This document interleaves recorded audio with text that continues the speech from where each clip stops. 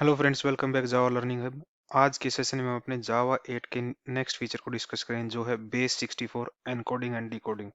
Base 64 encoding and decoding क्या होती है, कौन कौन से मेथड्स हैं जिनके थ्रू हम अपने टेक्स्ट को एनकोड और डिकोड कर सकते हैं, और हम बेस 64 एनकोडिंग और डिकोडिंग को कैसे अपने प्रोग्राम के अंदर यूज कर सकते हैं, इसको हम पहले थ्योरेटिकली डिस्कस करेंगे और फिर हम प्रैक्टिकल वे में प्रोग्राम बना के उसका प्रैक्टिकल यूज समझेंगे। तो थ्योरेटिकल डिस्कस करने के लिए पहले अपनी पावर पॉइंट की स्लाइड्स पर चलते हैं और डिस्कस करते हैं कि बेस 64 एनकोडिंग एंड डिकोडिंग जावा 8 के अंदर क्या है। इन जावा 8, base 64 encoding and decoding is part of the Java dot यूटिल package. जो बेस 64 एनकोडिंग एंड डिकोडिंग का फीचर जावा 8 के अंदर इंट्रोड्यूस हुआ था, वो आज के टाइम में हमें जावा डॉट यूटिल पैकेज के अंदर अवेलेबल है हमारे लिए। The java.util.base64 class provides static methods for encoding and decoding using the base64 schema। जो हमारा java dot यूटिल dot base 64 class है वो हमें कुछ स्टैटिक मेथड्स प्रोवाइड कराती है जिसके थ्रू हम अपने स्ट्रिंग को एनकोड और डिकोड कर सकते हैं by using base 64 schema. Base 64 class has 3 nested static classes for different base 64 variants. जो बेस 64 हमारी मेन क्लास है उसके अंदर फर्दर 3 नेस्टेड स्टैटिक क्लासेस हैं जो हमें 3 डिफरेंट वेरिएंट प्रोवाइड कराती है बेस 64 के to encode and decode our string और टेक्स्ट एज पर आवर बिजनेस रिक्वायरमेंट। फर्स्ट क्या है? Basic standard base 64 encoding without line separator. जो फर्स्ट स्टैटिक क्लास है वो हमें स्टैंडर्ड बेस 64 एनकोडिंग प्रोवाइड कराती है विदाउट एनी लाइन सेपरेटर, और इस बेस 64 के थ्रू हम अपने स्ट्रिंग को एनकोड और डिकोड करवा सकते हैं जिसमें हम कोई भी लाइन सेपरेटर का यूज नहीं करते। सेकंड आती है हमारा URL and file name safe.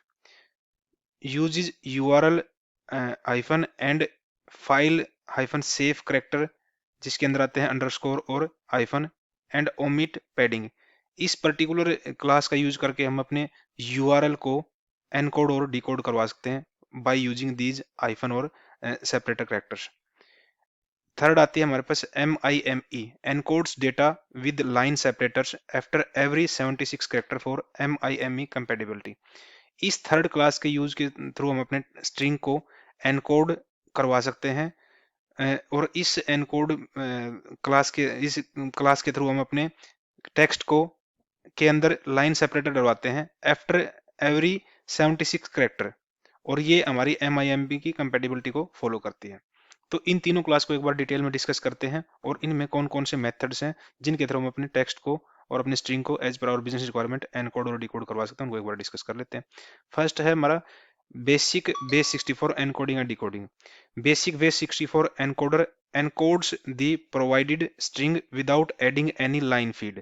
This encoder uses characters lying in A to Z capital में, A to Z स्मॉल में, और 0 to 9 हमारे डिजिट और forward slash character set. Base 64 जो हमारा बेसिक और स्टैंडर्ड जो फर्स्ट स्टैटिक क्लास है वो हमें उसके अंदर जो एनकोडर होता है वो हमारे स्ट्रिंग को एनकोड करता है विदाउट एनी एडिंग, कोई भी एक्स्ट्रा लाइन फीड ऐड किए बगैर हमारे टेक्स्ट को ये एनकोड कर देता है। और जो एनकोड करने के लिए जो करेक्टर सेट को फॉलो करता है ये यहाँ पे मेंशन किया हुआ है। इस पर्टिकुलर करेक्टर सेट को फॉलो करके ये हमारे टेक्स्ट को एनकोड करता है। अगर इस करेक्टर सेट से बाहर हम कोई भी अलग करेक्टर यूज करते हैं टू एनकोड आवर स्ट्रिंग, तो ये हमें हमारा कंपाइलर इस पर्टिकुलर क्लास को यूज करते टाइम कंपाइलर हमें एरर थ्रो करेगा। तो इसके अंदर कौन से मेथड्स हैं जो हम एनकोड और डिकोड के यूज कर सकते हैं, वो क्या है? फर्स्ट हमारा एनकोडिंग के लिए static base 64 dot encoder get encoder returns a base64 encoder that encodes using the basic type base64 encoding schema। इसके अंदर हम क्या कर सकते हैं, हमारा एक गेट एनकोडर मेथड है जिसके थ्रू हम अपने टेक्स्ट को एनकोड कर सकते हैं, और ये एनकोड करने के लिए बेस 64 का जो बेसिक स्कीमा है उसको यूज करता है, उस करेक्टर सेट को यूज करता है। Static base 64 dot decoder get decoder returns a base 64 decoder that decodes using basic type base 64 encoding schema। Second method जो हमारा है डिकोड गेट डिकोडर, इसके थ्रू हम क्या करते हैं, जो हमारे एनकोडेड स्ट्रिंग होगी उसको हम डिकोड करवा सकते हैं by using base 64 get decoder method. और ये भी क्या है, बेसिक टाइप का बेस 64 जो एनकोडिंग स्कीमा है उसको फॉलो करता है। सेकंड क्लास जो हमारे पास है base 64 encoding and decoding for URL. जो सेकंड स्टैटिक नेस्टेड क्लास है वो हमारे यूआरएल को एनकोड और डिकोड करने के काम आती है। URL base 64 encoder encodes the provided URL and makes it URL and file name safe. इस पर्टिकुलर एनकोडर के थ्रू हम अपने यूआरएल को एनकोड करवा सकते हैं और वो यूआरएल हमारा फाइल नेम सेफ भी होगा। This encoder uses characters lying in A to Z 0 to 9 और forward character set. Same character set को फॉलो करता है जो हमारा फर्स्ट क्लास फॉलो करी थी to encode our URL. It encodes using the URL and file name safe type base 64 encoding schema. ये particular class हमारे यूआरएल को एनकोड करने के लिए URL and file name safe type base 64 encoding schema को follow करते हैं। इसके अंदर दो मेथड हमारे पास। फर्स्ट मेथड हमारा क्या है, static base 64 encoder get URL encoder. इस गेट यूआरएल एनकोडर मेथड के थ्रू हम अपने यूआरएल को एनकोड करवा सकते हैं और एनकोड करने के लिए जो हमारा URL and file name safe type base 64 encoding schema है उसको ये फॉलो करता है। सेकंड जो मेथड हम आता है वो है गेट यूआरएल डिकोडर। इस particular get URL decoder method के थ्रू हम अपने एनकोडेड यूआरएल को डिकोड करवा सकते हैं और सेम जो हमारा एनकोडिंग स्कीमा है URL and file name safe type schema उसको ये यूज करता है। तो थर्ड क्लास जो हमारी है उसको डिस्कस कर लेते हैं एक बार। Base 64 encoding and decoding for MIME type content. इस पर्टिकुलर थर्ड क्लास के थ्रू हम MIM टाइप कंटेंट के का यूज करके हम अपने स्ट्रिंग को डिकोड और एनकोड करवा सकते हैं। MIME base 64 encoder encodes the providing string content to MIME friendly format। MIME का एक फॉर्मेट होता है जिसके उस फॉर्मेट को यूज करके हमारा ये MIME base 64 एनकोडर हमारे स्ट्रिंग को एनकोड करता है जो MIME फ्रेंडली फॉर्मेट होता है। Output is represented in lines of no more than 76 character each and uses a carriage written /r followed by /r followed by line feed /n as the line separator। इसके through जो हमारे पास output आती है encode होने के बाद जो हमारी स्ट्रिंग मिलती है वो हर लाइन में 76 से ज्यादा करेक्टर नहीं होते और जिस अगर हमारी स्ट्रिंग ज्यादा बड़ी है और जब वो नंबर ऑफ लाइंस में आते हैं हमारे पास तो ईच लाइन क्या होगी हमारे पास रिटर्न करेगी /r और न्यू लाइन फीड के साथ हमें ये लाइन सेपरेटर के रूप में मिलेगी हमारे आउटपुट हमारे कंसोल के ऊपर। No line separator is presents to the end of the encoded output. और जो लास्ट एंड लाइन होगी जो हमारी एनकोडेड स्ट्रिंग की उसके बाद हमें कोई लाइन सेपरेटर नहीं मिलेगा। मेथड कौन कौन से हमारे पास इसके एनकोडिंग और डिकोडिंग के लिए। फर्स्ट आता है हमारे पास static base 64 dot encoder get MIME encoder returns a base 64 encoder that encodes using the MIME type base 64 encoding schema। इसके अंदर भी हमारे पास क्या है जो इस पर्टिकुलर गेट MIME एनकोडर के थ्रू जो हमारा एनकोडर है वो क्या करेगा हमारे स्ट्रिंग को एनकोड करेगा using MIME type base 64 encoding schema के।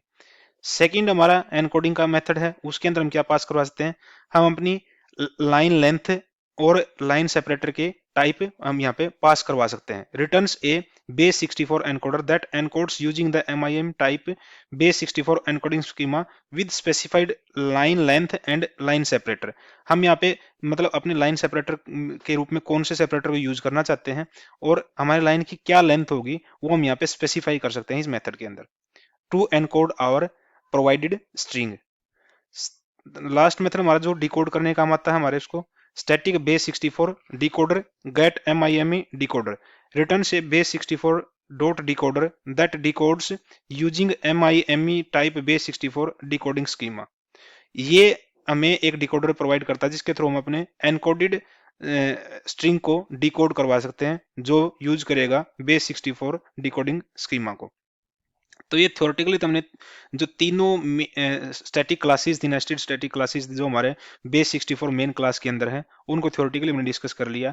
उनके जो मेथड हैं एनकोडिंग और डिकोडिंग के लिए, उनको हमने यहाँ पे डिस्कस कर लिया। तो एक बार प्रैक्टिकली में इसके यूज को समझने के लिए एक काम करते हैं, अपने आईडीई पे चलते हैं और एक प्रोग्राम क्रिएट करके और इसके प्रैक्टिकल यूज को देख लेते हैं कि हम इसको कैसे यूज कर सकते हैं। तो उसके लिए हम काम करेंगे, इस पर्टिकुलर जावा 8 कंसेप्ट के पैकेज के अंदर एक न्यू क्लास क्रिएट करते हैं। क्लास नेम ले लेते हैं use of base 64 encoding encoder and decoder, और अपने मेन मेथड के ऊपर राइट करवा लेते हैं, ऑटो राइट, और उसको हम यहाँ पे एक कमेंट डाल देते हैं। ये हमारी क्लास क्रिएट होके आ गई है। यहाँ पे कमेंट डाल देते हैं use of base 64 nested static classes for encoding and decoding string और टेक्स्ट।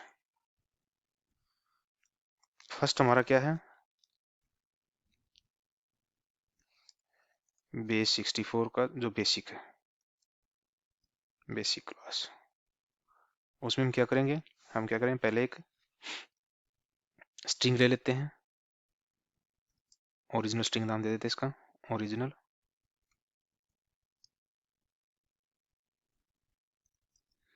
इसमें एक स्ट्रिंग ले लेते हैं welcome to JHL Java JLH Java learning hub. इसको हम क्या करेंगे, पहले तो एनकोड करवाएंगे, फिर इसको डिकोड करवाएंगे। तो एनकोड करवाने के लिए क्या करना पड़ेगा हमें, बेस बेस लिखो 64 और एंटर प्रेस करो। ये बेस 64 आ गया क्लास। यहाँ पर हमारा जावा डॉट यूटिल डॉट बेस 64 जो हमारी मेन क्लास है वो इंपोर्ट होके आ गई है। तो इसके अंदर हम क्या करना है, हमें डिकोडर लेना, पहले एनकोडर लेना है। तो एनकोडर, इसको ले लेते हैं नाम एनकोडर, और इसका हम एनकोडर कैसे गेट करवाएंगे, बेस 64 डॉट गेट एनकोडर। ये हमारे पास एनकोडर आ गया है। अब हम क्या करेंगे, जो हमारी ओरिजिनल स्ट्रिंग है उसको हम डिकोड एनकोड करवाएं। तो एनकोड करवाने के लिए जो हमारे पास नई स्ट्रिंग बन के आएगी उसको क्या लिखते हैं कि एनकोडेड स्ट्रिंग नाम दे देते हैं, स्ट्रिंग ई स्ट्रिंग, एनकोडेड स्ट्रिंग। और यहाँ पे हमें इस एनकोडर के थ्रू उसको एनकोड एनकोड कैसे करवा सकते हैं, encoder dot encode to string. तो हमें क्या है, ओरिजिनल स्ट्रिंग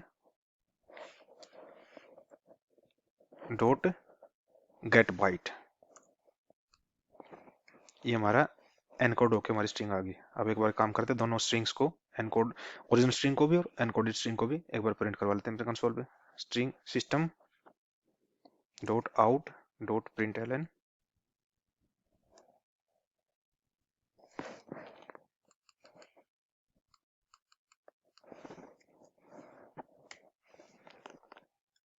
यहाँ पे एक कमेंट प्रिंट स्टेटमेंट डाल देते हैं, ओरिजिनल स्ट्रिंग बिफोर एनकोडिंग क्या है वो प्रिंट करवा लेते हैं, ओरिजिनल, और जो एनकोडेड स्ट्रिंग है उसको भी एक बार प्रिंट करवा देते हैं।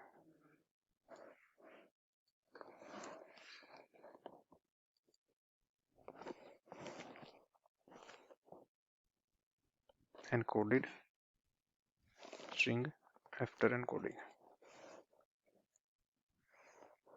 तो इसको मैं प्रिंट करवा लेते हैं। ये तो हमारा हो गया एनकोडिंग। अब इसको हम डिकोड करवाना, तो डिकोड करवाने के लिए क्या करना पड़ेगा, हमें एक डिकोडर गेट करवाना पड़ेगा। पहले कैसे करवा सकते हैं, बेस 64 डॉट डिकोडर, इसको नाम देते डिकोडर। कैसे करवा सकते हैं get, base 64 dot get decoder. ये हमारे पास डिकोडर आ गया। ये हमें डिकोड करके क्या देगा, ये बाइट देगा उस पर्टिकुलर जो डिकोडेड स्ट्रिंग हमारे पास है उसको बाइट में देगा हमें। तो उसके लिए क्या करना पड़ा, पहले एक बाइट एरे बना लेते हैं। बाइट नाम दे देते हैं डिकोडेड बाइट्स। कैसे करेगा वो, डिकोडर डॉट डिकोड, और हमारा क्या है, किसको करवाना है, जो एनकोडेड स्ट्रिंग है उसको हमें डिकोड करवाना है।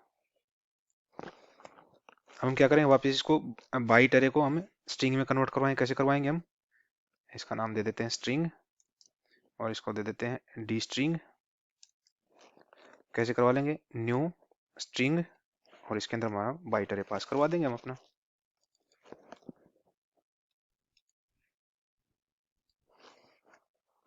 और हम अब अपनी डिकोडेड स्ट्रिंग को प्रिंट करवा देते हैं वापस।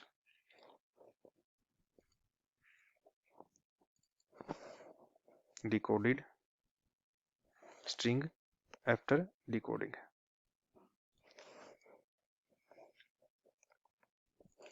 Control C, control V, control S करते हैं और एक बार अपने प्रोग्राम को रन करके आउटपुट को देखते हैं अपने कंसोल के ऊपर क्या आउटपुट आ रही है हमारे पास।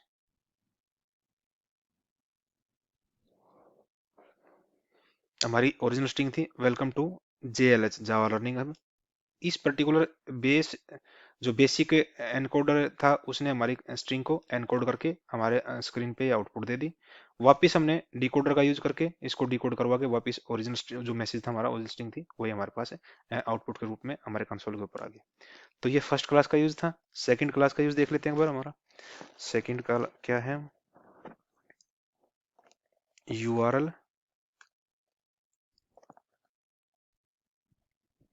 एंड फाइल सेव था। URL एंड फाइल सेव, उसको कैसे कर सकते हैं, उसके लिए पहले क्या हम करेंगे, एक स्ट्रिंग ले लेते हैं। स्ट्रिंग ओरिजिनल URL,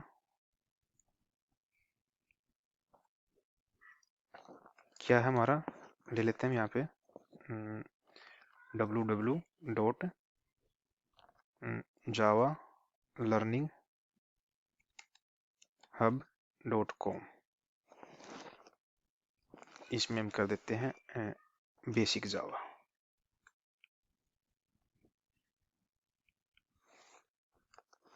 ये हमने URL ले लिया। अब हम क्या करेंगे, पहले हमें एनकोडर गेट करवाना है। तो कैसे करवाएंगे, बेस 64 स्पेस हमें क्या करना है, डॉट गेट URL एनकोडर। यहाँ पे ले लेंगे URL एनकोडर। कैसे, बेस 64 डॉट एनकोडर।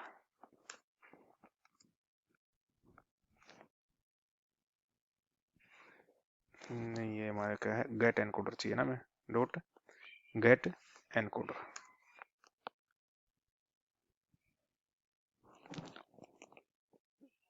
यहाँ पे हमने गलत किया है ना, यहाँ पे हमें क्या चाहिए, डॉट गेट एनकोडर, तो डॉट एनकोडर। ये हमारा एनकोडर आ गया। अब इस एनकोडर का यूज करके हमारा जो ओरिजिनल URL है उसको एनकोड करवा लेते हैं। तो एनकोड होकर हमारे पास क्या रिटर्न में आएगा, स्ट्रिंग आएगी। तो स्ट्रिंग क्या देते हैं, यहाँ पे दे देते हैं एनकोडेड URL। कैसे कर सकते हैं उसको, URL एनकोडर यूज करते हैं, डॉट एनकोड टू स्ट्रिंग, और हमारा ये हमारा क्या है, एनकोडेड URL, ये ओरिजिनल URL है, उसको हम एनकोड करवा देते हैं। कैसे करवा सकते हैं, डॉट गेट बाइट, ये हमारा URL एनकोड होके आ गया है। इसको हम दोनों को पहले ओरिजिनल URL को और एनकोडेड URL को एक बार प्रिंट करवा लेते हैं।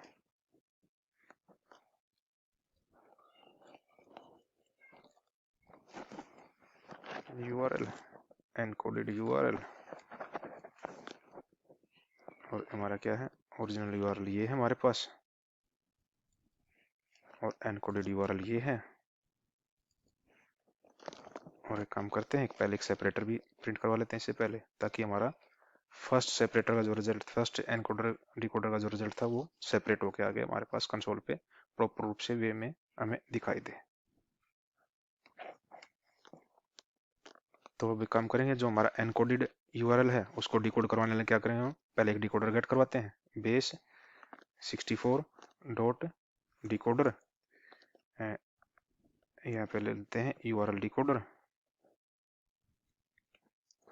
कैसे करवाएंगे, बेस 64 डॉट गेट डिकोडर, और इसका यूज करके हम अपने डिकोडेड यूआरएल को, नहीं एनकोडेड यूआरएल को डिकोड करवा लेते हैं। कैसे करवाएंगे, वो भी हमें क्या देगा, हमें वो देगा बाइट एरे देगा, तो उसको यूज कर लेते हैं। सेम चीज को हम यहाँ पे कॉपी करते हैं, सारी को यहाँ पे डाल लेते हैं एक बार पहले,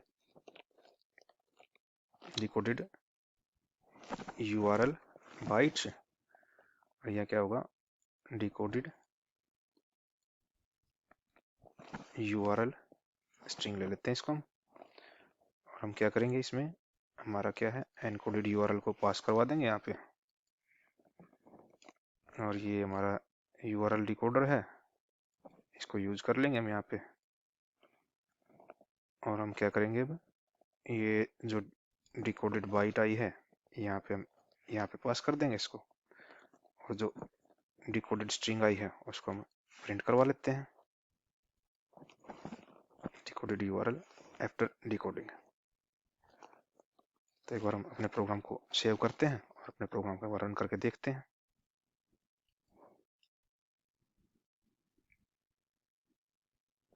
ये हमारा क्या हुआ, ओरिजिनल यूआरएल ये था, इसको हमने डिकोड करवाया, डिकोड होके, नहीं एनकोड करवाया, एनकोड होके हमारे पास ये एनकोडेड स्ट्रिंग आई हमारे यूआरएल की, उसको वापस हमने डिकोड करवाया यूआरएल डिकोडर का यूज करके, और ये हमारे पास वापस ओरिजिनल जो स्ट्रिंग थी वही सेम हमारे पास यहाँ पे आई है।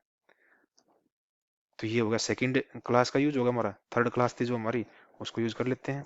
थर्ड क्लास क्या है, MIME, एनकोडिंग और डिकोडिंग लिख लेते हैं, एंड डिकोडिंग।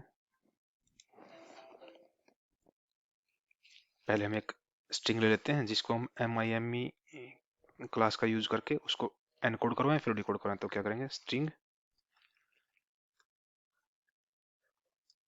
यहाँ पे लेते हैं MIME, नहीं इसको ले लेते हैं ओरिजिनल MIME स्ट्रिंग ले लेते हैं एक, hello welcome to Java learning hub.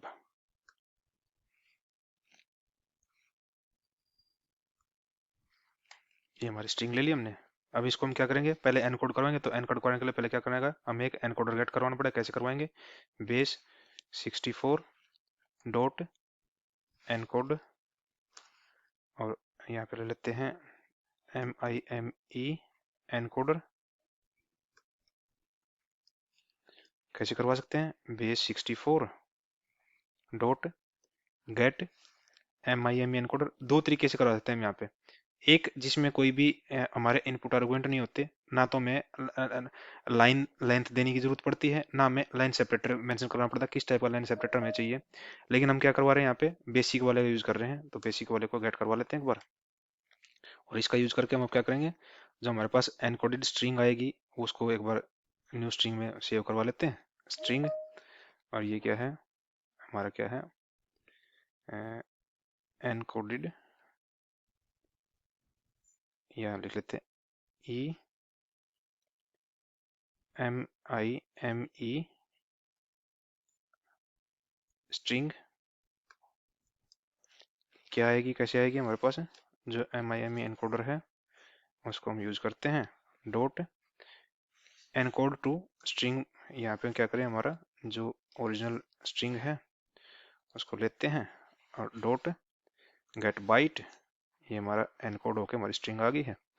हम एनकोडेड स्ट्रिंग को और ओरिजिनल स्ट्रिंग को एक बार प्रिंट करवा लेते हैं। तो कैसे करवाएंगे, सेम इसका यूज करते हैं, यहाँ पे कॉपी करते हैं, Ctrl+C और Ctrl+V, original MIME string before encoding. तो क्या है हमारी, ये है। और एनकोडेड ना, हाँ डिकोडेड आएगी यहाँ पे, हमने यहाँ पे क्या कहा था, डिकोडेड आना चाहिए था, डिकोडेड। यहाँ पे हमारा क्या आएगा, डिकोडेड MIME स्ट्रिंग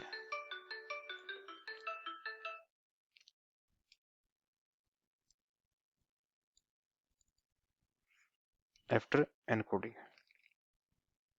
नहीं आफ्टर डिकोडिंग आएगा यहाँ पे भी। एक सेकंड का, एक कॉल है वो लेना जरूरी है, सॉरी गाइस एक कॉल थी। तो एक बार पहले अपनी जो ले रहे हैं हम यहाँ पे, ये क्या हो रहा है, हमारी स्ट्रिंग क्या है, अच्छा ये ठीक ही था, हम यहाँ पे हम गड़बड़ कर रहे थे यहाँ पे। ये है encoded, encoded MIME string after encoding. तो हमारा क्या आएगा, ये एनकोडेड स्ट्रिंग, ये हमारी ये है, इसको प्रिंट करवा लेते हैं। अब एक काम करते हैं, पहले जो एनकोडेड स्ट्रिंग है उसको डिकोड करवाने के लिए एक डिकोडर गेट करवाते हैं, बेस 64 डॉट डिकोडर। ये हमारे लेते हैं MIME डिकोडर। कैसे कर सकते हैं हम इसको, बेस 64 डॉट गेट डिकोडर, ये हमारा डिकोडर आ गया है। और एक सेकेंड रुको गाइज, क्या है हमारा, इसका स्पेसिफिक डिकोडर तो नहीं है, गेट MIME डिकोडर, ये है हमारा। तो इसके थ्रू क्या कर देंगे हम, ये भी हमें क्या करेगा, बाइट एरे रिटर्न करेगा। तो सेम को कॉपी करके यूज कर लेते हैं,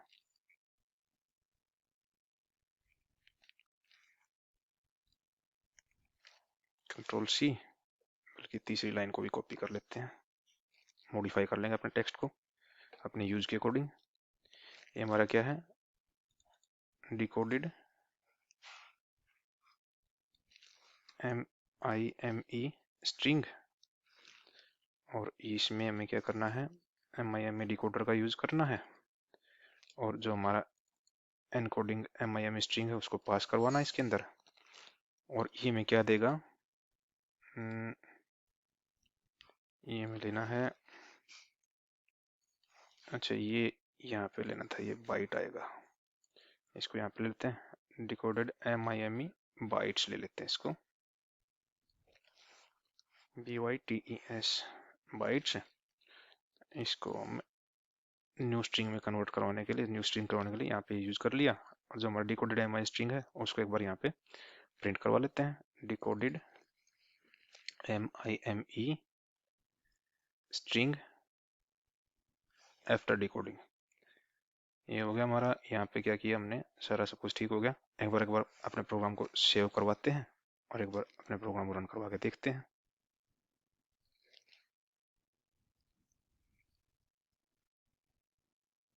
ये हमारी ओरिजिनल स्ट्रिंग थी, इसको हमने एनकोड करवाया by using MIME string encoder. ये हमारे एनकोड हो गए, स्ट्रिंग आ गई है। और आफ्टर एनकोडिंग हमने इसको MIME का डिकोडर गेट करवा के और उसको डिकोड करवाया, डिकोड करवा के हमने वापस अपनी स्क्रीन पे डिकोडेड जो स्ट्रिंग आई है उसको यहाँ पे अपनी कंसोल के ऊपर प्रिंट करवाया। तो हमने तीनों क्लासेस का यूज करके अपने टेक्स्ट को एनकोड और डिकोड करवा के देखा यहाँ पे, और उसका यूज समझा। अगर फिर भी फर्दर आपको कोई डाउट है बेस 64 की एनकोडिंग और डिकोडिंग में, तो आप इस पर्टिकुलर वीडियो के ऊपर कमेंट कर सकते हो, और मैं आपके उस डाउट को रिजोल्व करने के लिए नेक्स्ट सेशन में एक सेपरेट प्रोग्राम बना के उसको रिजोल्व करने की कोशिश करूंगा। Till then, thank you, thanks for watching.